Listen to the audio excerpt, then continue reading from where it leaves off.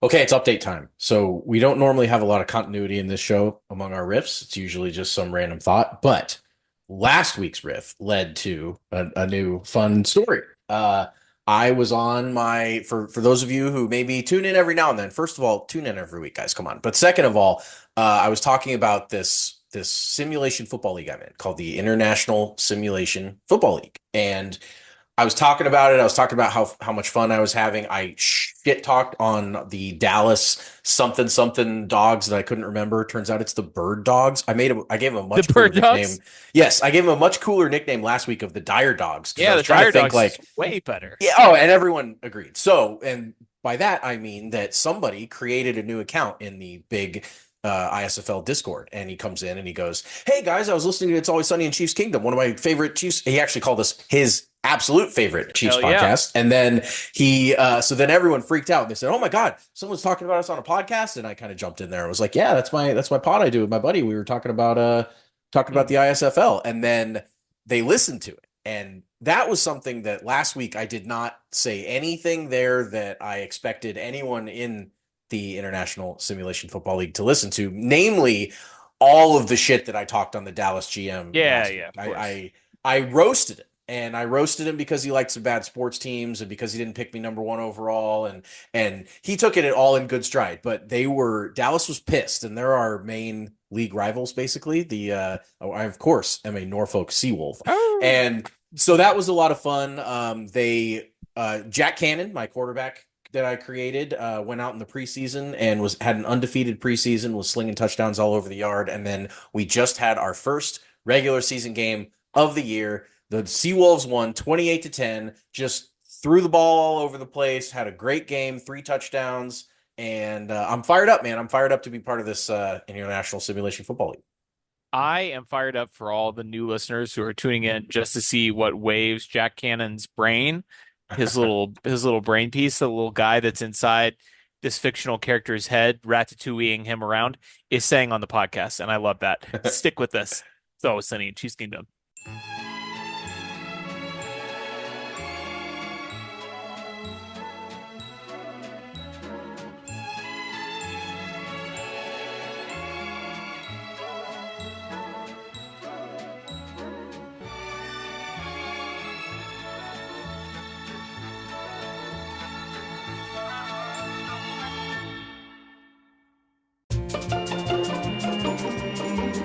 Welcome in to It's Always Sunny in Chiefs Kingdom. I'm Austin. Find me on Twitter at RealBirdLawyer. Here with me, as always, my co-host Taylor at Taylor_Witt. Also on Twitter.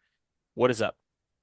Oh, just fired up for the Seawolves and my boys. If anyone else wants to get in on that, once again, that is www.sim-football.com. It is a blast, and my character gets little stat bonuses if I get references, people to come in and say that I was the one who told them to, which was not why I did it last week at all. In fact, I did not expect anyone to make any accounts or join or do anything like that. But Jack Cannon's already a little bit better at football because my guy, I've got to shout out the user that was the recreate. His name in the game is Zach of Troy. He's a defensive tackle, but his Discord name is Ben's House. So Ben, thank you very much for giving me a little boost to my character and having some fun.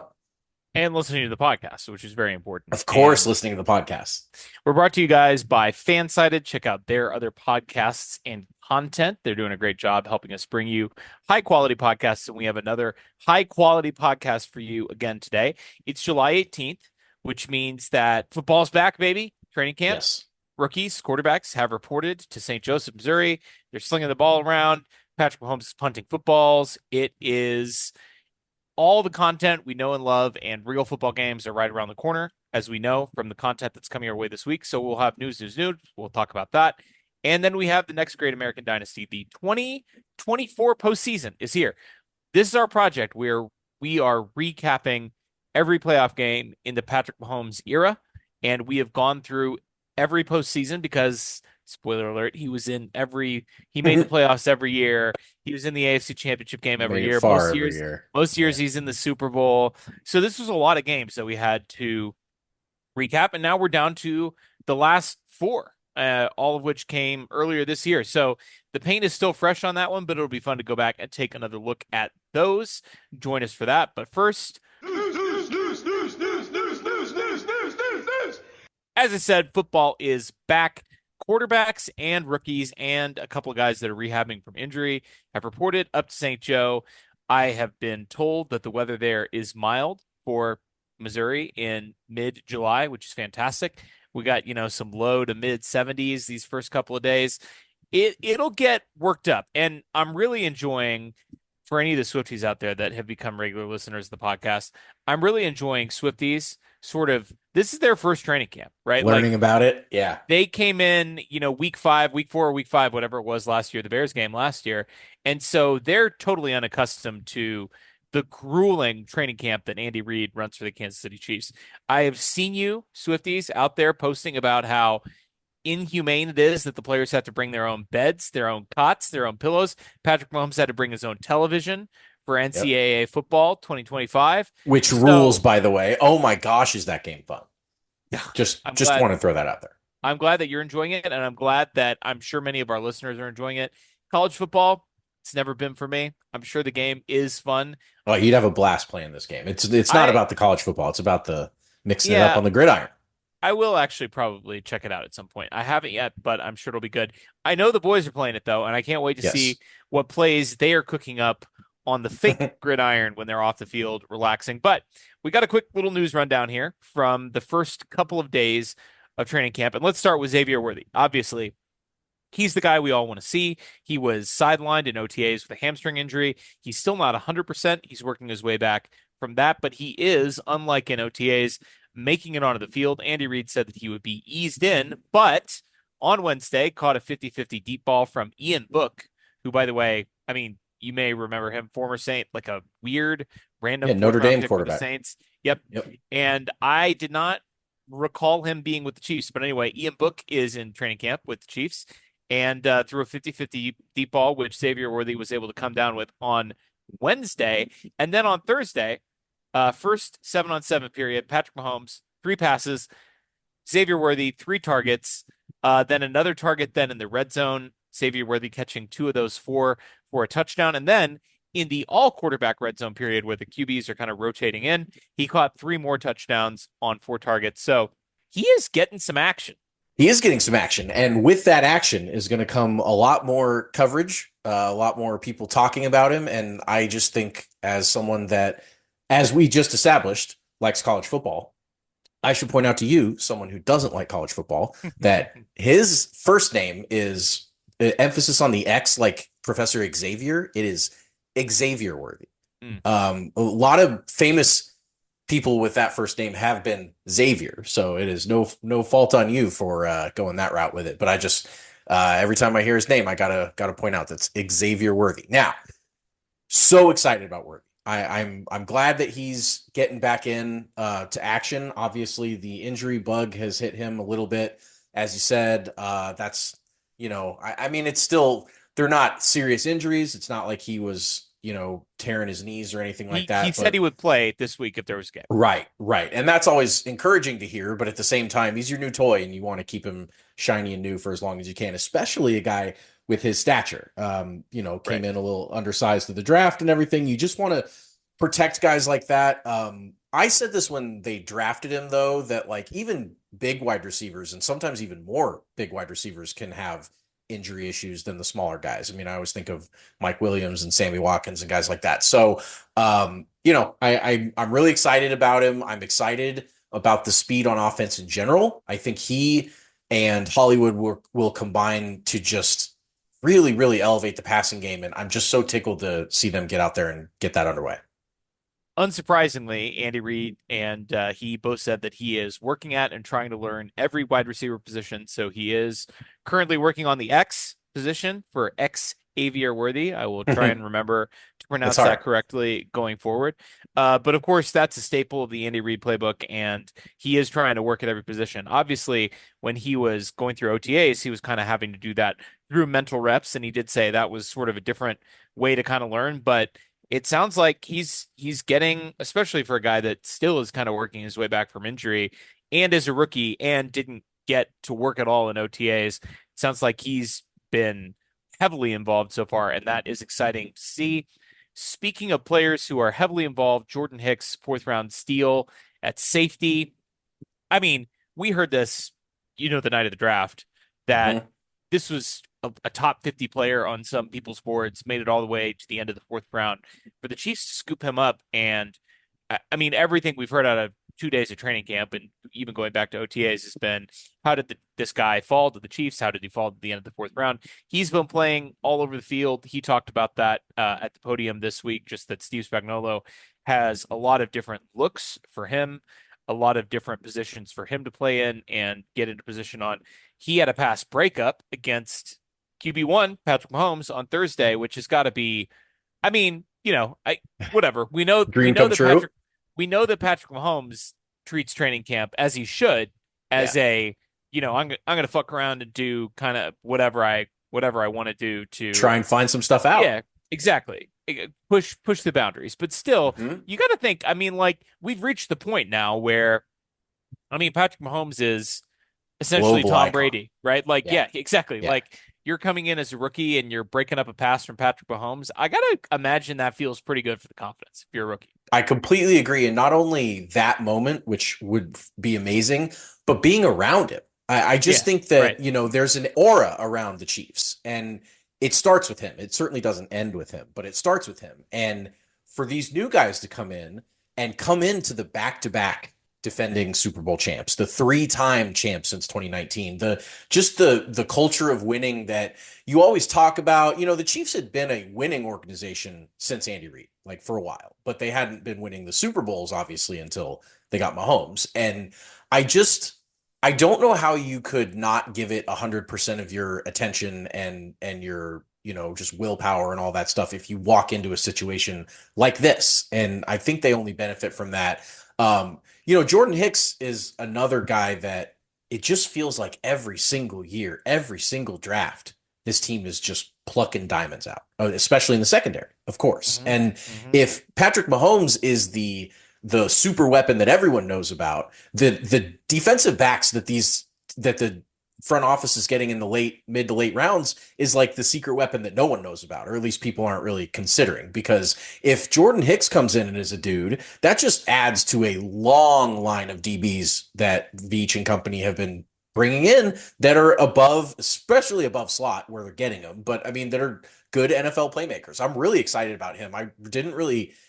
He wasn't really on my radar very much. Obviously, a DB in the NFL draft is that's beyond my skill set to scout. But once he starts coming in and getting hype, I'm fired up.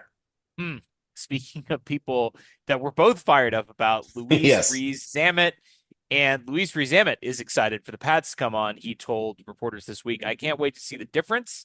I get the question all the time, what's harder hitting, rugby or American football? We'll soon find out. It's going to be fun.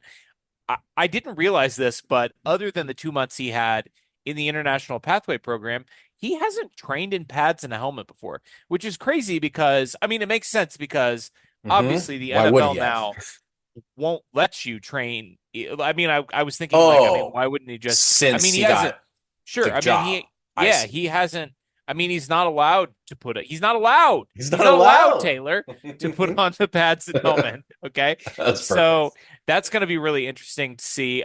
Per friend of the show, Charles Goldman, he also teased that the team has some creative kickoff plays for him. He, of course, told the press this week that his goal is just to make the team. He's got some things to work on at special teams. He's got to work on his protections. He's got to work on his route running. But he's at least saying and doing all the right things. And it sounds like there's been visible progress made with him as a player since OTAs.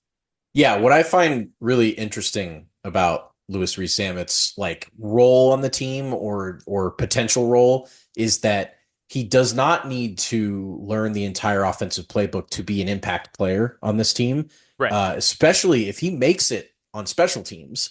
You can have 5 plays for LRZ and just bring him in randomly, sprinkle him in kind of. And Andy loves that type of stuff. He absolutely loves curveballs on the playbook. Like that's just he dreams of ways to bring guys in that he doesn't normally use and do crazy Dex, stuff. And Dexter McCluster yeah, and for sure. Dautari Poe. And I mean, it's just that's that's really fun. And I think that if his special teams is at least playable, and then the kickoff stuff is stuff that we've all been talking about since they changed the rules, since the Chiefs signed Zamet, and it's just it's a potential right now that we haven't seen play out. So for us, it could be as good as anything can possibly be right now. And maybe they're going to just completely catch teams by surprise, run some fun stuff with him, do all and until they cut him or until he doesn't make the team or whatever, that's the reality that I choose to live in, is that they're about to unleash this hilarious just embarrassment of riches on the NFL that of course, if any team was going to get a guy like him, it would be the two-time defending Super Bowl champs. But sometimes when life's good, life is good. Do you think that with him specifically, like, do you think they'll show any of these special teams plays in the preseason? Do you think they should? I don't know. I don't I think they mean, like, should. it's I'm it's interesting because obviously you want to practice it, but at the same time, and I agree with you because I think, I mean, they just released the announcements for joint practices the other day, Yeah, and Chiefs weren't on that. we're now up to like 22 teams in the NFL that are doing joint Uh-huh. practices, and of course the Chiefs will never ever do it as long as Why Andy is would the they? head coach. They just aren't interested in letting No. people up into their business, Nope. and so I think they probably won't, right? So, Right. especially for somebody like LRZ, I think it's interesting though because, I mean, throwing one of those plays out there in the preseason and giving him a chance to, maybe break one for a touchdown, doesn't that give him a better chance to make the team? Or, I mean, I don't know. Yeah, interesting. It's a really interesting question, how much of that evaluation goes on in practice and behind closed Right. doors, and how much they need to see it on the field with him specifically. I don't know. I'm really curious, Well, and we don't have that long to wait.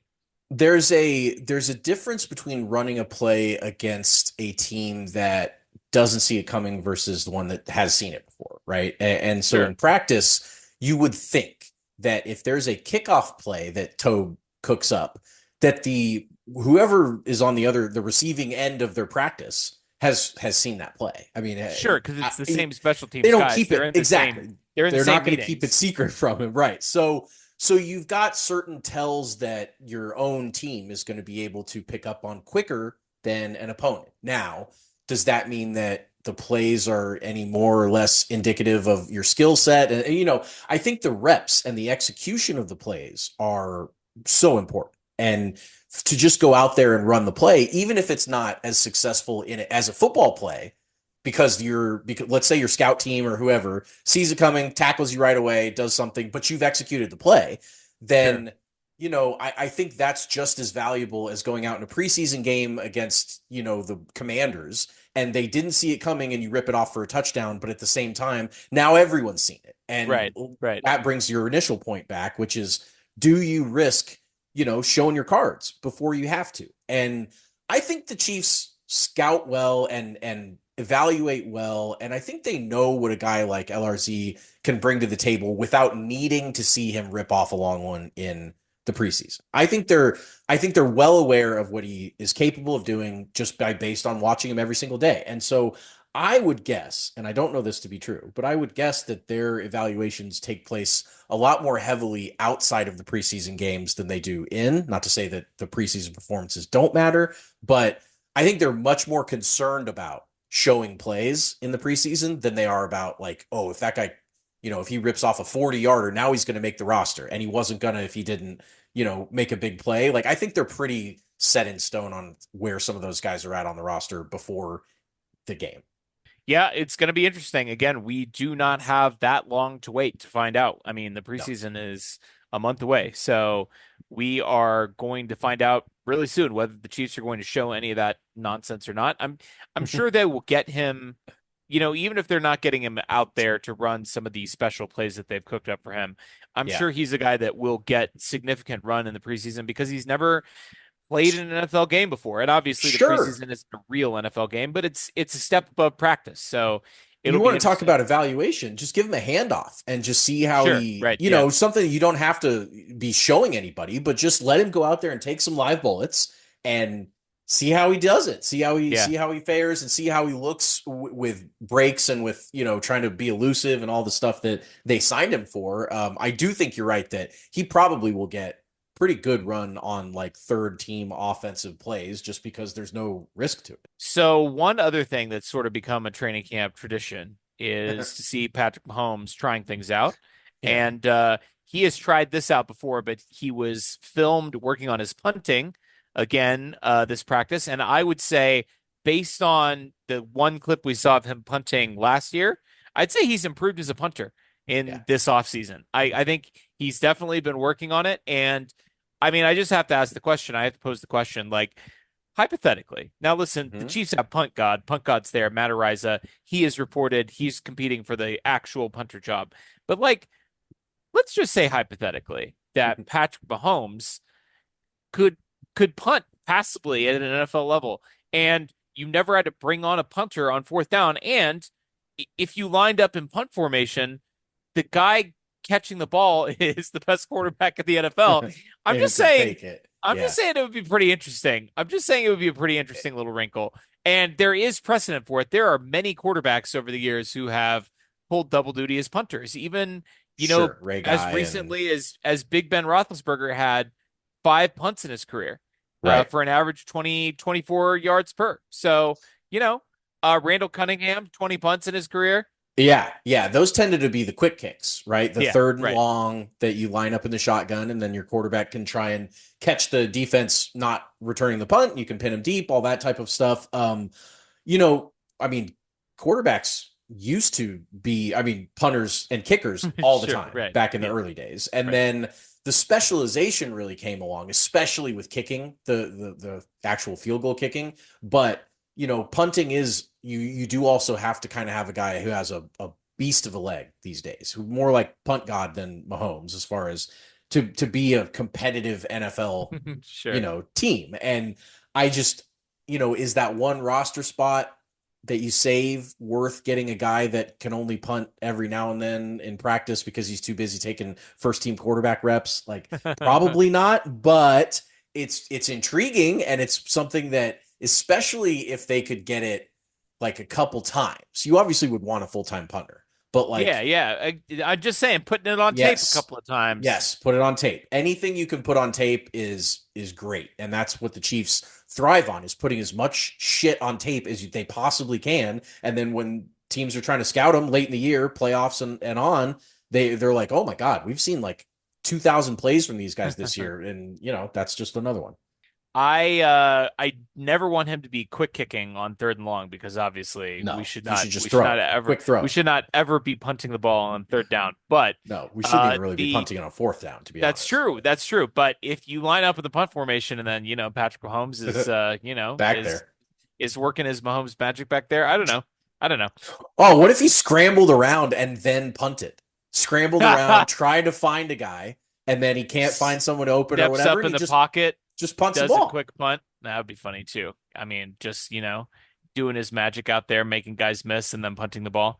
That would be really funny. It I would would be. love to see it once, just to Yeah, see it. just to see And it.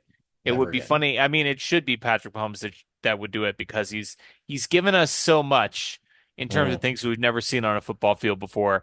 He's very Let's talk about generous. that. Let's talk about the next great American dynasty. Let's talk about the Kansas City Chiefs taking on the Miami Dolphins in the first round of the 2024 NFL playoffs. And as I said, the paint is still wet on this one. The memories aren't too long past, but I do want to briefly recap the regular season that was 2023. Well, let's spin back to 2022. We just wrapped 2022 Super Bowl 57 with the Chiefs defeating the Eagles in dramatic fashion at the wire. Carl Cheffers helping the Chiefs to triumph over Jason Kelsey and the whole cast of clowns in Philadelphia that let Andy Reid go and come to Kansas City to win 3 Super Bowls. The Chiefs win a franchise record 14 games after they traded away Tyreek Hill. They roll to the number one seed. They get through a very difficult postseason with Patrick Mahomes on one leg. They knock out this Bengals team. They knock out this Eagles super team, win the Super Bowl, and here they are. It's 2023. We're going into the 2024 playoffs, this should be a walk in the park. We had Randy Gisserli on before week 1 to talk about the possibility of an undefeated season, Taylor, We and did.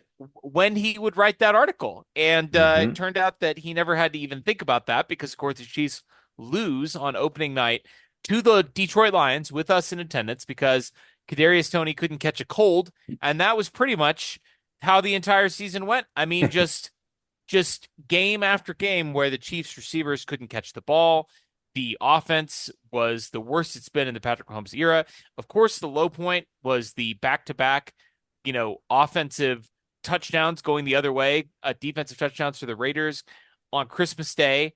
The moribund Raiders, who didn't complete a pass after the first quarter in that game, defeating the Chiefs. And then, yeah, the Chiefs won the last 2 games of the season. They beat the Jake Browning led Bengals at home to clinch the AFC West, and then they barely beat, with Chad Henne at quarterback, to be fair, the Easton Stick led Chargers in the season finale. But it's not like those wins inspired a ton of confidence. And Hmm. of course, our Chiefs were still good enough to win their 8th consecutive AFC West title. That's a given. That's a given.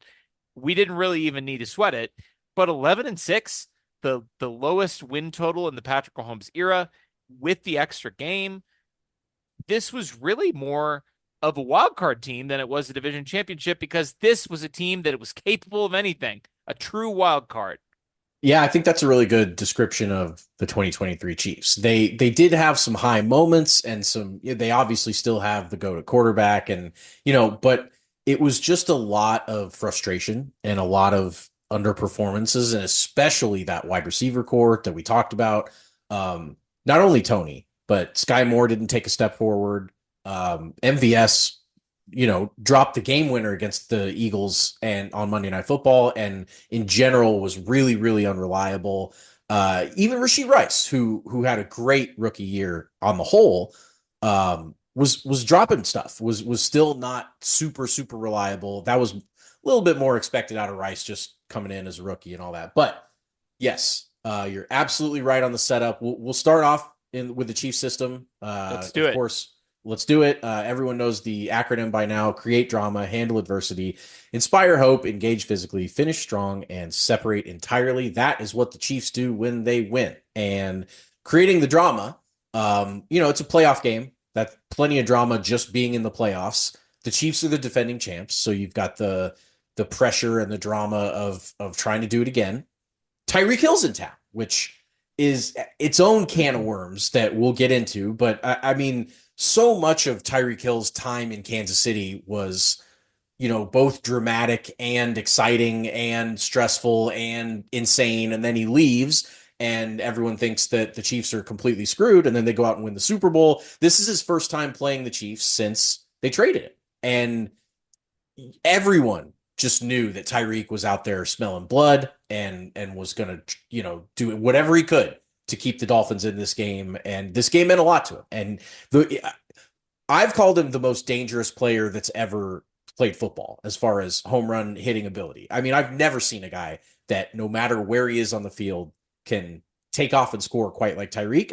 I mean, and I'm including Barry Sanders and I mean all the Randy Moss, all the home run hitters, all the greats, all the good ones, all the hits, and Tyreek's just the best one I've ever seen. So Tyreek was in town. The temperatures in this game, as we all remember, were frigid.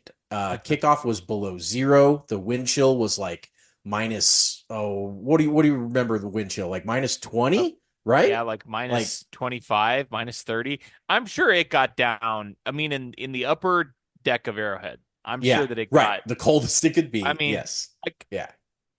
I remember it being called the 5th coldest game in NFL history, and I Right. honestly, having been to some cold games at Arrowhead that were not remotely as cold as this was Right. on the On forecast, the, like the mm-hmm, the measured temperature plus the wind chill, I mm-hmm. literally cannot conceive that there have No, been me neither. colder temperatures on the planet Earth than there were in this game. Dude, people were like offering tickets for this game, which is insane for a Chiefs playoff game, but other people were like, I can't. I literally Yeah, right. physically cannot go and be in that environment. And like, I get it. Arrowhead's a stressful place in a regular season, 60-degree day, let alone this. So it it was crazy. This was also the first broadcast on Peacock. The Chiefs were, of course, picked to be the streaming game, much to the chagrin of everyone out there that had to figure out what Stream East was and what all the, your piracy websites and stuff were, because giving Peacock $10 for one game felt a little crappy, but it was the Peacock game. And then finally, what I have for Create Drama is just the expectations, and not only for this 2023 team, but for the Chiefs as a franchise, for Patrick Mahomes, for Andy Reid. There's a lot every time this team steps out onto the field, as far as the expectation on this team is to beat every single team every single time they play football. That's the expectation. There is no team out there that when the Chiefs go into the game, anyone expects the Chiefs to lose. That's just what they've done over the years. That's where they've positioned themselves. And this was no different. There was an expectation that the Chiefs had to win this game, even though, as you said, they were a wild card type of performance, up and down and struggling. And even though the Dolphins were a explosive offense and had Tyreek Hill and Jalen Waddle and all the guys that they have, this was still a team that was supposed to win. So the drama was created before opening kickoff in this one.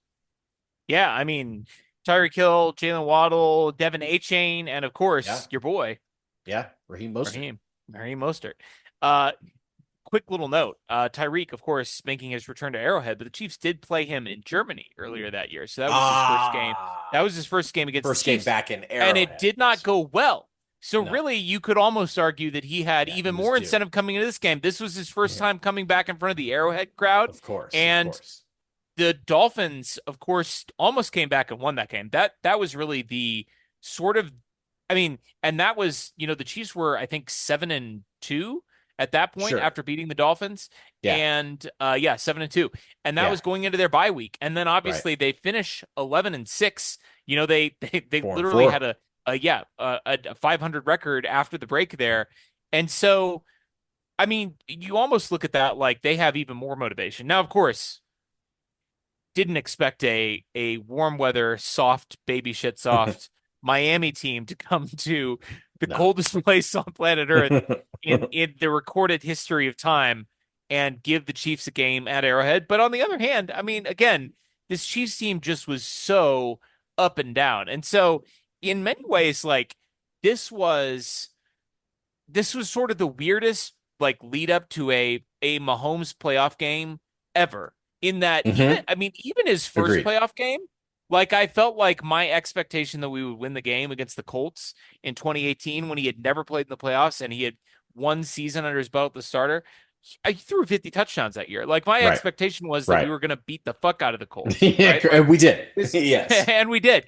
And my expectation was that we would win this game, but I didn't know. Like this was definitely one of the weirdest vibes I have ever had going into a Chiefs playoff game. And here we are. Here we are recapping the greatest American dynasty, and in part because the Chiefs handled adversity here. They opened this game on a 9-play, 69-yard touchdown drive. They start off in the cold, very nice, with 2 incompletes to Kelsey and Rice. Kelsey looked like maybe, I don't know, that first incompletion, maybe the temperature, he just kind of ball hit him and he was like, ooh, oh yeah, this is like an ice cube. But then he got going on 3rd and 10, gets for 11, as he seems to always do. And then Pacheco gets a 4-yard run and then a 10-yard run for a first down. Kelsey catches an 8-yarder. Pacheco runs for 23. He was awesome in this.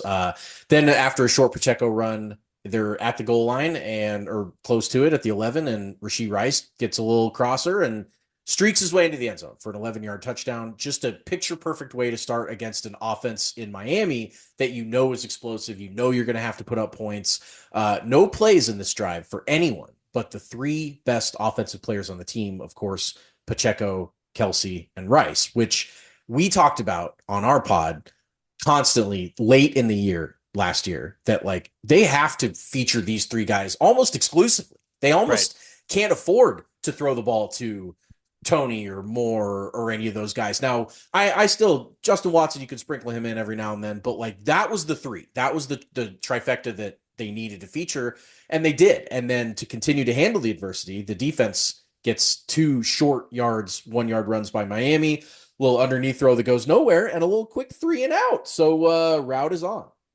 Yeah, I mean, starting with the defense, like we knew that the passing game probably was going to be hampered by cold weather. And Sure.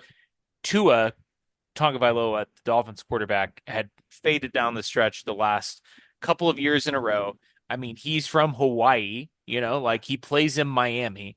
These are not these are not, revelations. Like this was all sort of expected. On the other hand, the Dolphins did have two outrageous running backs. I mean, Devin Achane, his yards per carry, 7.8 yards per carry, was the highest in a single season ever. And second place, Jamal Charles, of course, was like a full yard and a half behind that. Now, he didn't have as many carries as Jamal did, Of but course.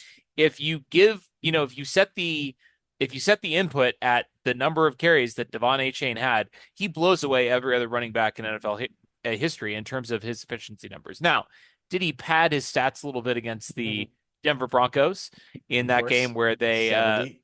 hung 70 on them? Uh-huh. Sure he did. Sure he did. But the point is that, I mean, running backs can still run fast in the cold, right? Like Yeah. maybe the ball is going to feel like a brick, and maybe Tua with his little noodle arm isn't going to be able to throw the ball in a windy, frigid Arrowhead Stadium. But the Dolphins still have a really smart, really gifted offensive play caller and offensive play designer at Mike McDaniel, and they have two outrageous running backs, and they do still have, Tyreek Hill and Jalen Waddle, who neither of those guys are strangers to, getting the ball on a jet sweep or even out of the backfield, little trickeration there, something that Right. doesn't necessarily require him to throw a bomb 40 or 50 yards down the field. So it was great to see the defense come out and attack and be physical and dominate that first drive. And on the offensive side, I mean, you said it. It just was about getting shrinking down to what you have to do best. And we talked about create drama. I mean, like lurking behind all of this, and part of the reason why we're doing this project, obviously, is because the Chiefs are now back-to-back Super Bowl champions, right? But like Of course. that underpinned all of this too. Like the Chiefs had the opportunity to win. They were still the defending Super Bowl champions coming into this game, right? Yeah. And by continuing to win, you put yourself in a position to repeat as Super Bowl champions. Now, it was an 11-6 team that lost to the Raiders in the way that they did on Christmas Day at home, and then, barely won their last two games against pretty bad teams, sneaking into the playoffs. Was that team going to repeat as Super Bowl champions? Probably not. But if you were going to do it, you had to do it in this game, and you had to look better out of the gate. And they did. And they did that. And they came out. I mean, like getting the ball to those three players on your opening drive and dicing up a defense that, it should be admitted, was missing a lot of guys. I mean, they Yeah. were missing Yeah, a they're really ton of banged up. horses in this game. Melvin Ingram signed with them basically off the street to play in this game. Former Yep. Chief getting out there to get some revenge. Yeah. Wasn't Justin Houston in this Justin game? Houston, I think they brought back every former Chiefs linebacker that could walk. I'm pretty Yeah, sure. I mean, right. yes, they brought them both in off the street because, as you said, they were really banged up. But I I hear that about the Bills too. I hear that about several teams in the playoffs. But like, then be healthy. Then Right. that's part of the attrition is Skill also about. issue. Yeah, it's a skill issue exactly. So yes, the way they handled adversity then of course leads into after then their second drive, the Chiefs' second offensive drive, after a short Pacheco punt or Pacheco run, they then throw two plays at McCole Hardman. First one is a 3-yarder that he had no chance on. The second one is a perfect deep ball down the right sideline that he just can't track. I mean, Yeah. we've seen this since day one, but he just couldn't figure it out, and the ball fell harmlessly incomplete. That would have been explosive against a team again that we expect to be explosive. That was a missed opportunity on third down. But fortunately, when they punted it back to the Dolphins made it out to their own 40, and then there was rotating safety coverage, and Tua overthrew his intended target, and the interception ended the Dolphins' second drive. Really, really nice play by Mike Edwards on the pick, but really it was that was a Spags pick, if there ever was one. Just a great design, disguised it perfectly, and then the Chiefs march right down the field, add to their lead with a field goal. At this point, not only is it 10-0, but the Dolphins haven't really they've 3 and out and then threw a pick and don't really look like the Dolphins team that I was worried that they might look like, even though in my heart I knew that these Dolphins were ass in the cold and had been terrible against teams over 500 for a while and Yeah. just really were about as big of pretenders as you can be in the NFL at this point in the year. I was feeling really good, and I was feeling good about the Chiefs' ability to sustain drives. They had 2 scoring drives, a full touchdown drive, and then a field goal drive in their first 3. And I mean, they seemed focused, they seemed motivated. We're on Inspire Hope, and baby, I was feeling inspired. Yeah, you were so inspired that you just skipped right past the letter and just went at all the inspiring things that were happening. I love it Correct. because I mean, to me, it wasn't even just being inspired for this game, right? Like what I wanted to see was the defending Super Bowl champions on the field. Yeah. And I wanted to Yeah. see the team that we expected them to be the entire year. And they're really like, with a couple of blips, they kind of were for the first half. I mean, like they lost to the Broncos in that weird Sunday night or Sunday afternoon game where Mahomes had the flu, everybody had the Yeah. flu. They had 5 turnovers in that game. And they lost that really fluky game to the Lions in week one on opening night where Kadarius Toney literally like a ball that hit him in the hands became a pick six in a game the Chiefs lost by 1. And I think we Mm-hmm. had a missed extra point in there too, right? Mm-hmm. Um, Yep. so I mean, you take those 2 games away, and the Chiefs would have been undefeated over the first half of the year, 9 games of the year. And so for them to come out and not only inspire hope that we were going to win the game, which again was not a given coming into this No. game. I mean, like all of the caveats about the Dolphins probably not being prepared to play in the cold side, this still was a team that in the Chiefs that had not played very well this year and was capable of anything, including putting up a monster stinker and getting blown out of their own stadium by a team from Miami playing in minus 30-degree weather. So I was inspired to hope for the future after these couple of drives. Yeah, I looked back at our text messages during this game, as I like to do, especially in these recaps sometimes, and I'm pretty sure I approximated around the interception of me saying to you, "Well, I guess we're going to win the fucking Super Bowl," which was hilarious, and I said it in jest. I mean, of course, as a Chiefs fan, that's never really a joke, but I mean, it was basically like, okay, I feel good. Like this is back to, kind of where we wanted it to be. And so, of course, not only was I inspired by that, but when we moved to E, engaged physically, how about that helmet of Mahomes? This was what an image. I mean, an all-timer. Mahomes scrambles. He's inside the 5 in the third quarter. The Chiefs are leading 16-7 at this point, and a chunk of his helmet just comes cracking off. Mahomes only had 2 rushes in this game, but for 41 yards on both of them. Both of them were extremely well timed, well executed. He's a cold game king.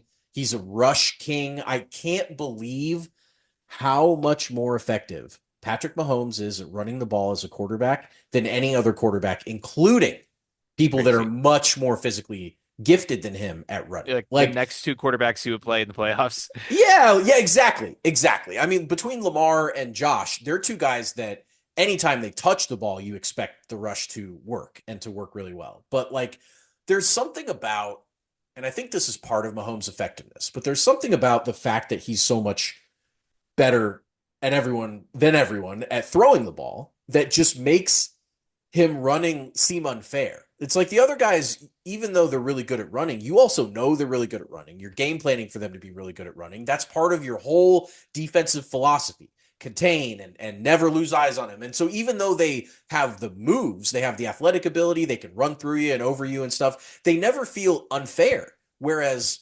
Mahomes, his whole game plan, your game plan is his arm. Of course, that's where it should be because he's the best arm in football. And then he takes off running and you're just like, fuck, like what can you do? What are you supposed to do? So yeah, he engaged physically with the Dolphins here. That hole in the helmet is such an all-time sports, just like the epitome of football, like a cold game and the quarterback gets a hole cracked in his helmet and during a quarterback run, not like he got sacked or something, like just a badass. I just love him so much. Yeah, and like in the shape of a Grim Reaper, like it was fun to sort of bring that back a little bit Yeah. because as we discussed a couple weeks ago when we did the Bengals game, such as it was. If you didn't listen to that episode, I do recommend that you check it out. It was a lot of fun for us. But, the Grim Reaper thing was sort of short-lived because of what happened the following week after the 13 seconds game. The Chiefs lost to the Bengals, and Patrick had his worst half as a pro in the second half of that game in overtime, and the Chiefs blew a big lead and they lost. It was kind of fun that it was in the shape of a Grim Reaper, and we were able to kind of bring that back a little bit. I love, recycling that into the mix. I think that's a lot of fun.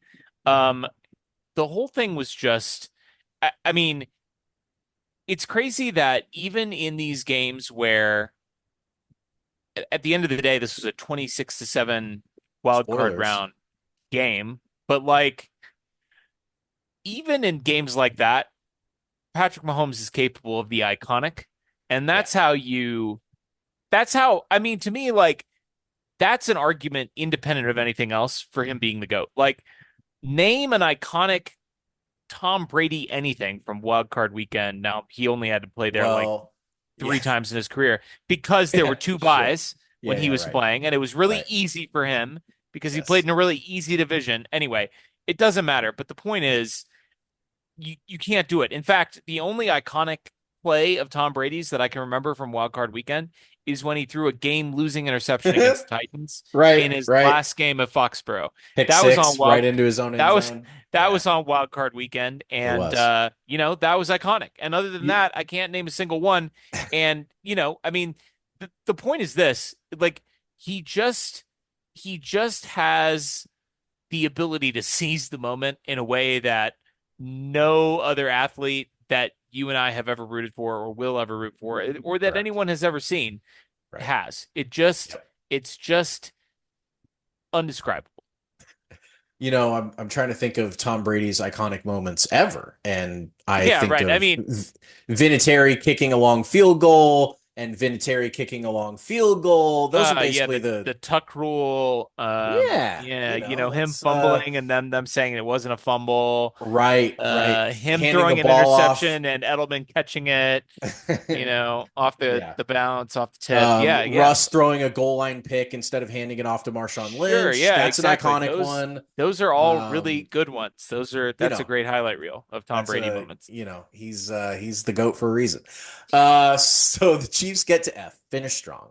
Uh, how about a second half score in this game of 10-0 Chiefs? There were some very lackluster second half performances throughout this entire year. We tracked at one point the Chiefs had the lowest second half offensive output of any team. I forget what the stretch of weeks was, but like they just couldn't score on the other side of the ball, including the Miami game in Germany that you talked about. The Chiefs were up 21-0 at half in this game, and they've won the game 21-14. So the Dolphins beat them 14-0 in the second half. And this game, it was great to see this team put the hammer down in the second half on both offense and defense. The offense didn't really have many chances. Both teams kind of sustained longer drives. I think both teams were probably cooked from just I use the word cooked, but more like frozen, Right. just from the harsh conditions and stuff. But they really sustained drives back and forth most of the third and fourth quarters. But by the time the Chiefs punted for the first time in the second half, there was 6 minutes remaining and no drama at all. The Chiefs held a 19-point lead at that time. Um, that was the 26-7 final score when they finally punted. It was a finish strong in a way that doesn't typically happen for this team. And for a couple reasons. Number one, the team doesn't really blow out the Chiefs don't really blow out teams that often. No, At they least don't. at least not to our level of expectation of when they should blow out teams. So we don't really even often recap a game like this where the final score is 19 points. It's 26-7. It's something that we're just not quite used to as Chiefs fans. So this finish strong was just you kind of looked up and you're like, oh, this game never got closer. I kind of expected Miami to come out in the second half and fight a little bit and at least break off. At this point, the 7 that they scored was a broken play touchdown to Tyreek Hill. It was a complete fluke, scrambling around. Tua throws it up there. I mean, just not a sustained drive by any means. I kind of at least expected another one of those to Tyreek, to say like, All right, just Sure. keep throwing it up to me. I know we're gonna lose, but like I gotta Yeah, score fucking more Tyreek's down in there Arrowhead. somewhere. Tyreek down there somewhere. Exactly right. But that never happened. And the Chiefs really finished strong in this one. And I just don't remember very many finishes like this game. Yeah, it's funny that this was the game too that was a playoff blowout. Like we had seen playoff blowouts before. We recapped one a couple weeks ago when we did the Steelers game, obviously, where the Chiefs were Sure. hosting them in 2022 in the first round of the playoffs, or 2021, the first round of the 2022 playoffs. So you know what it is. Anyway, the Mm-hmm. first round of the playoffs where we played the Steelers and we beat the hell out of them. I mean, everybody knew that was going to happen. This one was kind of a fun little blowout because it was so unexpected that the game wasn't even close. And if here we are sitting recapping the game, 6 months later, of course, like now we can sit back and say like, oh yeah, I mean, of course the Chiefs blew out the Dolphins. Like this team coming Arrowhead from Southern Florida, minus 30-degree temperatures, whatever. The Chiefs were back-to-back Super Bowl champions. Of course they blew out the Dolphins in the first round. But like we didn't know any of that at the time. No, not Like at we all. we didn't know that the Chiefs were I going to was go freaking on out. to win the Super Bowl. So it was really cool that for this being the game that had sort of the weirdest vibes going in of any of these playoff games the Chiefs have played in the Patrick Mahomes era, of the 18 games that Yeah. we've been recapping or will recap during this series, that this was the one that ended up being a random blowout. And of course, I mean, to blow a team out like that, you have to be clicking on both sides of the ball. I mean, really in all three phases. Yeah. You have to be playing well on offense, you have to be playing well on defense, and you have to be at least holding it down on special teams. And that's what you need to win a Super Bowl, right? So like when you go out Yes. and you win a blowout playoff victory in the first round of the playoffs and all three phases are playing well, I mean, I got a good Get feeling about this team. gets the juices flowing. So of course you've got to separate entirely. That's the last step in the system. And this was a much like the finish strong. It was a slow burn separation. The after the broken play touchdown that I talked about cut the game to 10-7.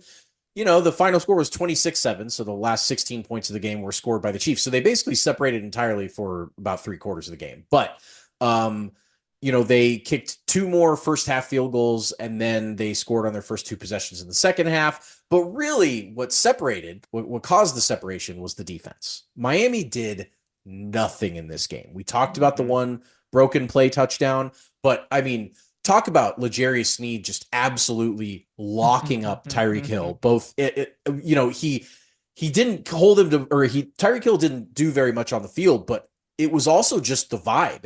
It was shoving him into the ground. It was owning little brother. I mean, it was everything that an alpha dog as a cornerback needed to do. He did that. Of course, McDuffie was awesome. Everyone was awesome. The running backs that you talked about with both Raheem Mostert and Devon Achane finished with a combined 14 carries for only 42 yards. That's It's 3 yards a crazy. carry. That's nothing. And they were an unbelievable rushing team, mostly because Tyreek and Waddle would scare everybody so much in the passing game that the big rushing lanes would open up. And obviously, as you talked about earlier, this is a Shanahan offense. This is Mike McDaniel coming in here and being able to dial up guys to get open just as good as anybody in the game. And for those guys to not get anything on the ground and in the air, even outside of the one long 52-yard touchdown on the broken play to Tyreek, he and Waddle combined for the rest of their plays for 6 catches for 40 yards It's between the crazy. two, probably the best 1-2 receiver combo in the NFL, certainly right up there. Most of the 40 yards was just total fourth quarter garbage time by Waddle in the last couple drives where they were just passing to do something to get the game over with because everyone was bored. This was the eighth time that all four of those players that I mentioned, Mostert, Achane, Waddle, and Hill played in a game together because there were some injury stuff and Achane didn't even really get into the season until a little bit later. But this was the eighth time they all played together, and it was their lowest combined output in all four of rush attempts, rush yards, receptions, and receiving yards. So they It's didn't crazy. do anything. This was by far their worst performance as a team. And just to kind of recap how Miami's season finished, they separated entirely from being good. They lost 10 of their last 11 overall against teams that finished above 500. Their only win was a 2-point Christmas Eve win over the Cowboys, who obviously turned out to not be very good themselves. So, I mean, to finish this one up, to wrap it up, the Miami drives in this game went punt, interception, two play broken coverage touchdown, downs, punt, punt, punt, downs, downs. Hmm. That's separating entirely. That's what the Chiefs do. I don't really have anything else to say about this game. It was an ass kicking. It felt great. It definitely, I mean, you were texting me initially, sort of ironically, in the second quarter, like, I guess we're going to win the Super Bowl. By the end of this game, it felt like, Yeah, right. the Guess we path is are. the path is tough. We got to go to Buffalo. We're probably going to have to go to Buffalo and then to Baltimore, and then we're probably going to have to play, one of these NFC super teams, probably the Niners or the Lions, and that would be a really tough path. We talked about it before the playoffs started that this would be, if you have to go through the Ravens and the Niners, two of the 20 best teams in DVOA history on the road for one of those games, plus, Josh Allen in Buffalo, that would be, the hardest path. This game at least convinced me that it was possible. And that you don't get that without a dominant performance by this very schizophrenic up and down 2023 Chiefs team, but they did it. Let's get into the awards. I will start off with our 5-star man. I'm going to take L'Jarius Sneed for eliminating, let's face it, the best wide receiver in football, one of the greatest wide receivers in NFL history. And I feel like I want to give him this shout out. I mean, he deserves it, obviously, but it's going to be different not having L'Jarius Sneed out there on the field in 2024. It's a bummer that obviously the Chiefs couldn't work out a way to move forward with him, and obviously they feel comfortable with it. They've been able to, I mean, he was a 4th-round pick. They've been able to churn defensive backs on this roster and turn mid-round and late-round picks into stars and starters on this team. Not worried about that, not concerned about that, but I want to shout the guy out because, I mean, what a postseason run for him to go out on. I mean, what a dominant season from start to finish for him to become, the guy that Steve Spagnuolo finally was comfortable saying, like, you're going to play shadow coverage.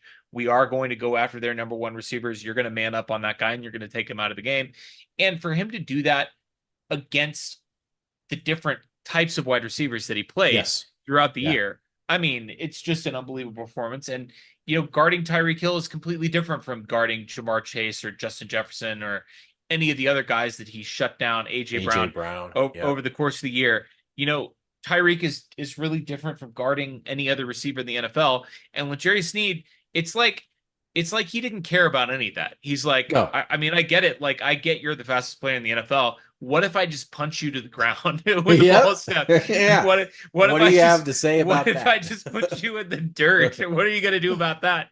And, I mean, God bless Tyreek. I love him, and he's an amazing player, but he can struggle against that kind of stuff, and he can get into his head.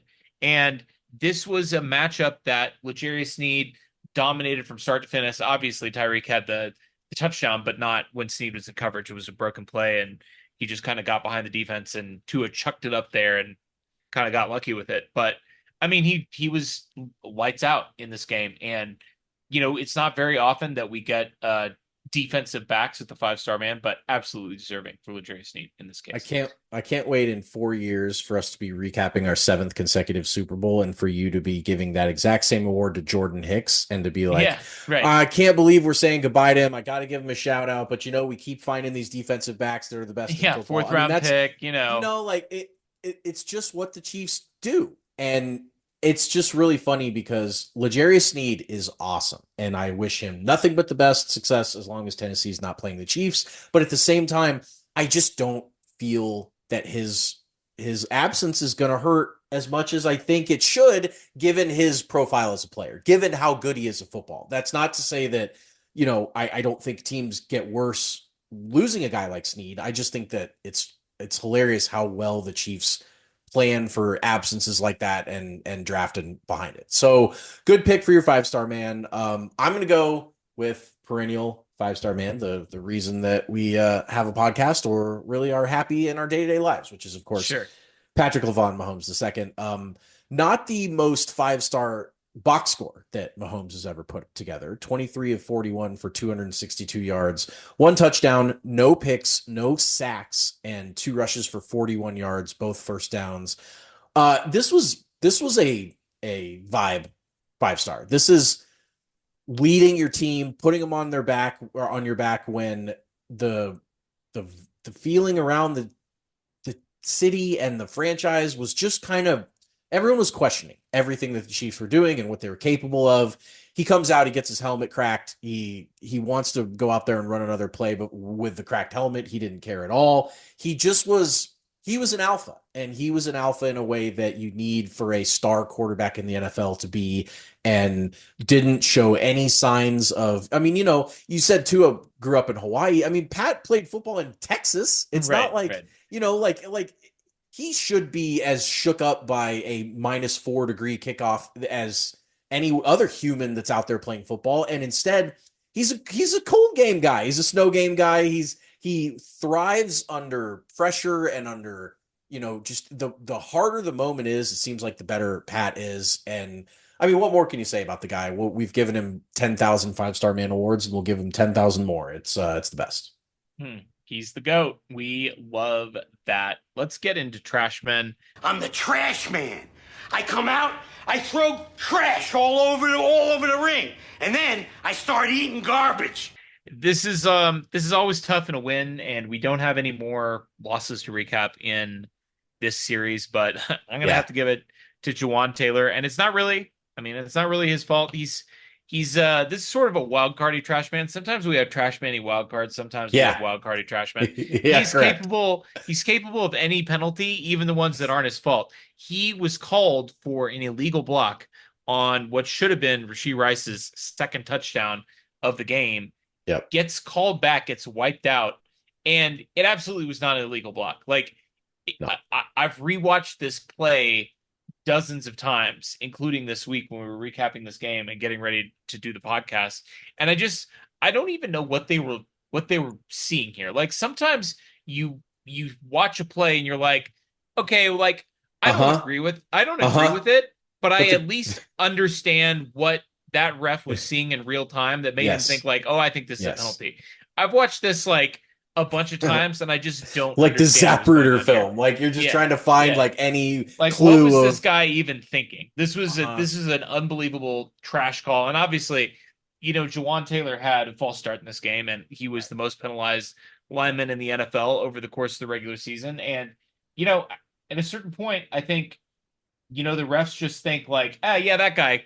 That guy's probably good for a penalty. I'm just going to throw a flag, and it's something. I'll figure something out. It's like the cops pulling over a sports car. Like they just need a quota, and the refs just need their flag quota. And if they need to throw a flag, they just watch Juwan Taylor, and they'll find some way to throw it. And yes, this is more of like a season achievement award for him, just because while he was excellent at several aspects of being a right tackle, definitely struggled with the penalties. And so his reputation cost the Chiefs 4 points here. And if those 4 points had ended up mattering, which they didn't at all, then that would have been a much bigger deal. But since it didn't, we can joke about it and call him the trash man. I'm going to go with the person. I'm sticking with a theme. With five-star man, I went with the person that five-star man basically describes every single week, and that's kind of what I'm going to do with trash man too. I'm going with McCole Hardman, man. Sure. It's inescapable on this one, honestly.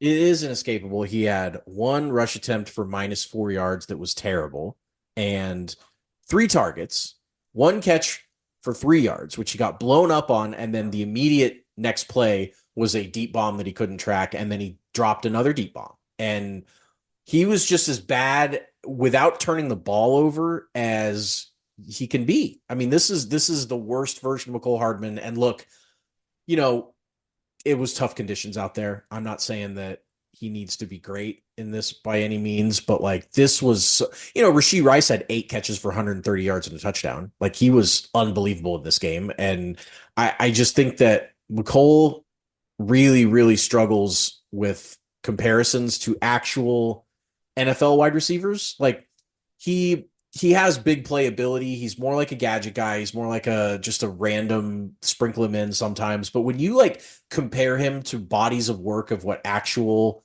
full-time NFL wide receivers do, he's never matched up. He's never been able to cut it. And we're going to see another year of it, maybe if he makes the 53-man roster, which is not guaranteed. But for now, McCole, buddy, I hope you never listen to our pod. You're the only person on earth that I would feel really, really bad about listening to our pod, but you're a trash man.